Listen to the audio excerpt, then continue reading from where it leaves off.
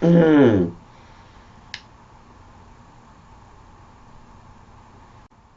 Oh, damn. Modern gaming. So frustrating. I really wish there was something simpler, something enjoyable to go to. What could that be?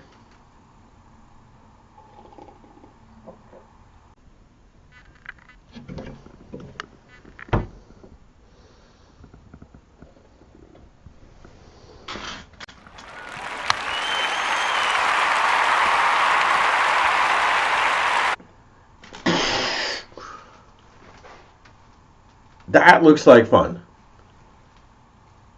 What even is that? Let me go find out.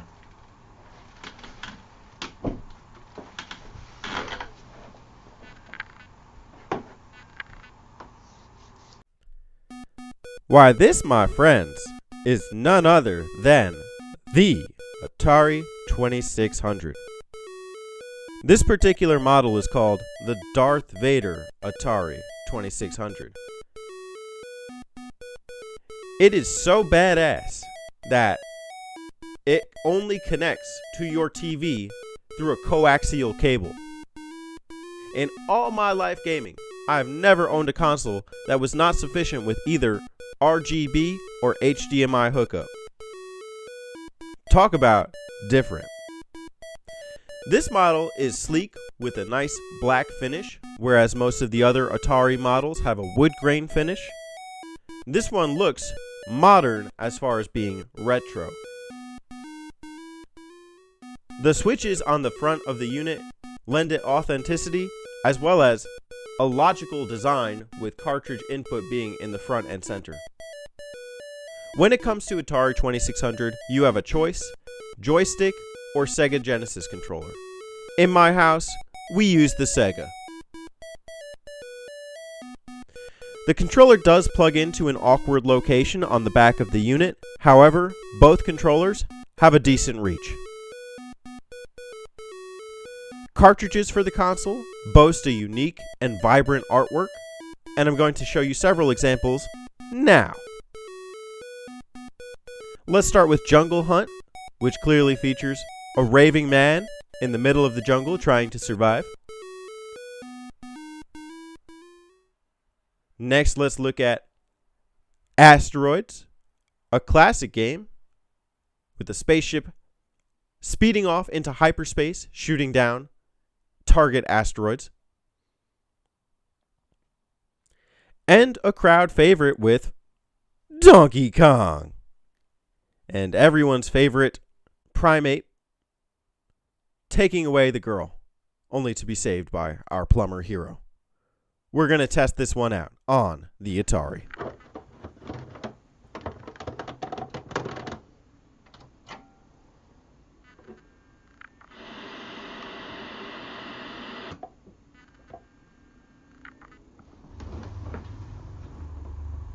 So, fans of the original Donkey Kong will notice that the Atari 2600 version pales by comparison to the arcade version as well as the version on the Nintendo Entertainment System.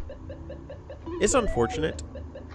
However, I would like to note that the game still runs intact. The experience is not hampered. You still go for a high score.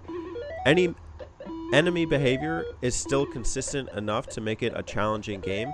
There's no predicting what ladder the barrels will fall down, and you don't know what the flames are going to do on the second stage, whether they're going to come back quickly or fast.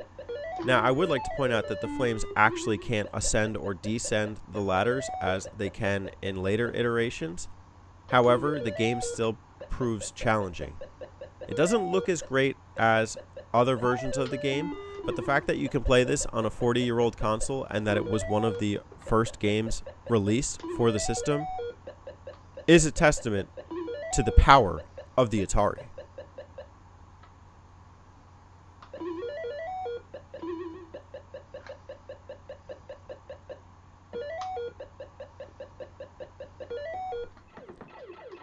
Next up, we have a personal favorite of mine, Asteroids. Now, I've been playing Asteroids my whole life. I used to go over to my friend's house after school and play it on his home computer. And by home computer, I don't mean video computer system as an Atari 2600. I mean a desktop. This game plays incredibly well on the Atari 2600. It's responsive, it's addicting, it's fun, and it looks and sounds great. The vector-based graphics still look beautiful. Even the different colors for every asteroid make the game palatable on the eyes. Additionally, you have pleasing sound effects. The sound of the ship firing sounds like genuine lasers. Pew, pew, pew. At the same time, the sound of the asteroid exploding is fitting. The game's fair too. It awards you an extra life for every 5,000 points, almost as encouragement to keep going. But the game still gets harder with every wave of asteroids. You also have that little alien ship that comes across the screen. All in all, this game is well worth being in your Atari collection, if not constantly plugged in to your unit.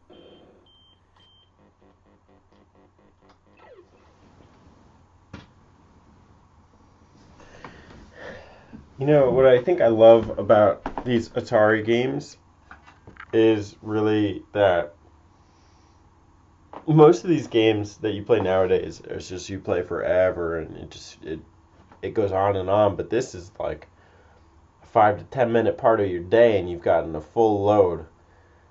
Come on, destroying asteroids? Who doesn't take pleasure out of that? Find me that person, let me give them a copy of this cart and see if they don't have some fun too.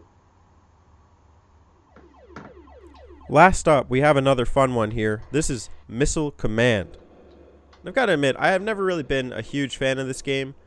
I see the pleasure, but even at the arcades when I used to play this with a trackball, I could never really get into it because I couldn't keep going. But I'll tell you what, the Atari 2600 changed my mind.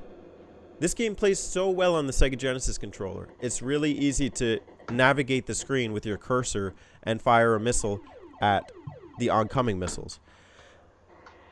I also like that this game runs consistent with the theme of space that you see on the Atari 2600. You know, you have your games like Asteroids and all of these spaceship games.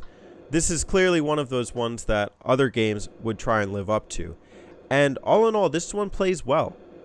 It feels like I might as well be playing it at the arcades. I can't complain.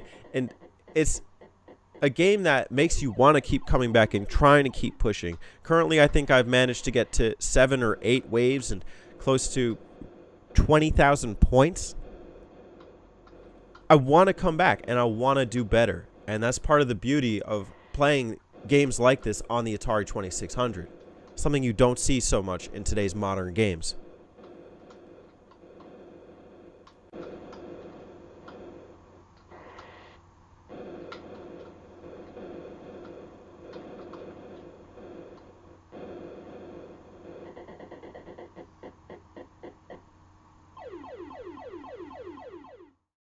The Atari 2600, simply put, is awesome beyond words. It's actually not something I could ever do justice to, simply because people tend to be narrow-minded. They like to stick with what's familiar. And I have to admit, I did that for the longest time too. I was hesitant to jump on the Atari bandwagon. Not to say that the bandwagon's even that big, but once I really started experiencing it for myself, I got to see all the awesome, creative, and artistic games that the Atari 2600 is capable of playing. Even today, developers can code for the system, which is a real testament to what the Atari has to offer.